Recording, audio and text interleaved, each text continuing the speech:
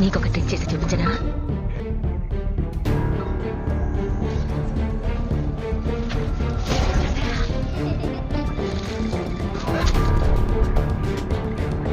కేటీకి chocolates ఇస్తావా? నీ favourite.